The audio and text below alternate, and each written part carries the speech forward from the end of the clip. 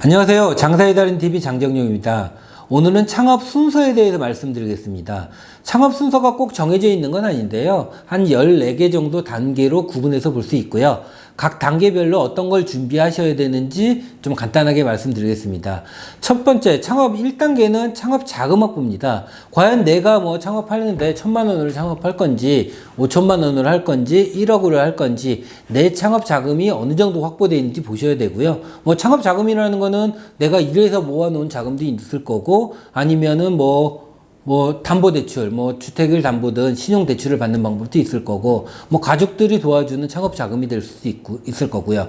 내가 총 투자할 수 있는 창업 자금이 어느 정도 있는지 체크를 해보시는 게 좋으시고요. 그럼 그 창업 자금이 내가 1억이 정해졌다. 그럼 1억으로 선택할 수 있는 창업 아이템을 보셔야 됩니다. 창업 아이템별로 내가 1억으로 내가 유명 화장품 가게를 창업한다. 안 맞아요. 창업 입지도 안 맞고 비용도 안 맞는 거고요. 그럼 내가 1억으로 가장 적정하게 위치라든가 시설비라든가 투자할 수 있는 아이템이 어떤 아이템인지 고민을 해보시는 거고요. 세 번째 단계는 창업 형태입니다. 내가 과연 그럼 이걸 프랜차이즈로 창업할 건지, 개인 창업으로 할 건지, 아니면은 이렇게 전수 창업을 받을 건지, 창업 컨설팅을 받을 것인지, 창업 형태를 좀 정해보시는 게 중요하시고요. 네 단계는 내가 창업 아이템이 어느 정도 결정이 되셨다고 하시면은 매장에 대한 상권이죠. 상권하고, 가게를 창업을 하려면 점포를 얻어야 되다 보니까 상권 분석이라든가 입지 분석, 점포 개발이 필요하고요. 특히 점포 개발, 부동산을 직접 가셔가지고, 이 상권이 어느 정도 장사가 잘 되는지, 아니면 어떤 매장이 보증금, 월세, 권리금이 어느 정도 나와 있는지 체크를 해보시는 게 좋으시고요. 그리고 창업 아이템이 선정이 되시고 점포를 계약하셨다. 그 다음에는 매장 선정이죠. 그죠? 5단계로 보시면 매장 선정. 가게를 기존에 권리금이 있다고 하면 권리 계약을 하시는 거고, 권리 계약 이후에 건물주와 임대차 계약을 하게 되는 거고요. 그 다음에 6단계로는 정확하게 판매 메뉴의 확정입니다. 일반적으로 프랜차이즈를 하신다고 하면은 메뉴라든가 컨셉이 정해져 있지만, 개인 매장으로 한다고 하면은 매장의 입지나 상권이나 평수에 따라 가지고 내 판매 단가를 얼마만큼 할 건지, 메뉴의 가짓수를 어떻게 할지 최종 선정을 하셔야 되고요. 그 다음에 매장 공사, 인테리어 공사죠. 그 인테리어를 과연 기존에 있는 시설을 최대한 살릴 것인지, 내가 신규로 할 것인지, 인테리어 공사가 들어가고요. 인테리어 공사는 대부분 외식업 같은 경우는 한 3주에서 왔다 갔다 정도 기간이 들어간다고 보시고요. 인테리어가 거의 마무리 단계가 되면 8단계로 간판이라든가 주방 기물이라든가 시설 기물이 들어오게 되고요. 9단계로 간판 달고 주방 기물 들어오고 다 되시면은 영업신고증과 위생교육을 내서 사업자 등록증을 내는 과정이 들어가고요. 10단계로는 직원 채용이죠. 그렇다고 오픈 때 바로 직원을 채용하는 게 아니고요. 오픈 한 2주 전에 밖에 현수막이나 인터넷 구인을 통해서 구인을 신청을 하셔야 됩니다.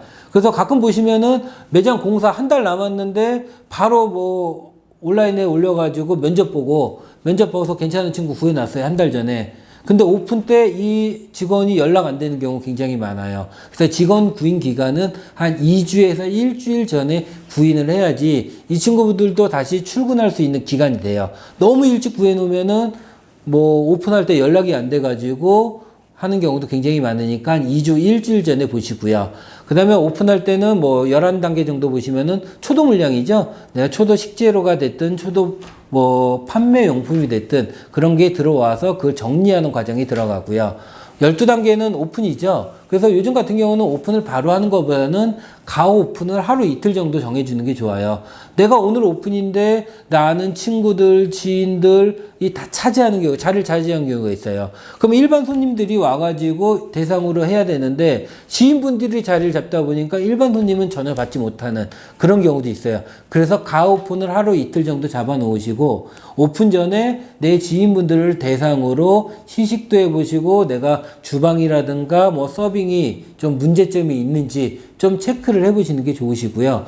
오픈 날에는 되도록이면 지인분들이라든가 아시는 분들 전혀 안 오시는 게 도움이 됩니다. 내가 오픈하고 전단지도 올리고 오픈 행사에서 일반 손님이 들어오는데 괜히 이런 분들이 자리를 차지할 필요가 없으신 거고요.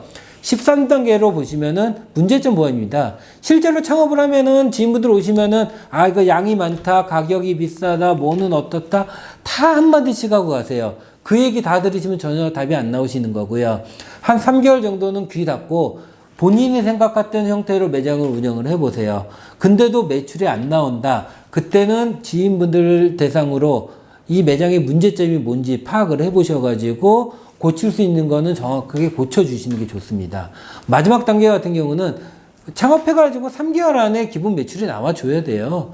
뭐 내가 뭐 열심히 해가지고 나 지금 매출은 낮은데 1년 후에 갑자기 단골 잡힌다? 그러진 않아요. 일반적으로 3개월, 4개월 정도면은 그때 매출이 진짜 매출이에요.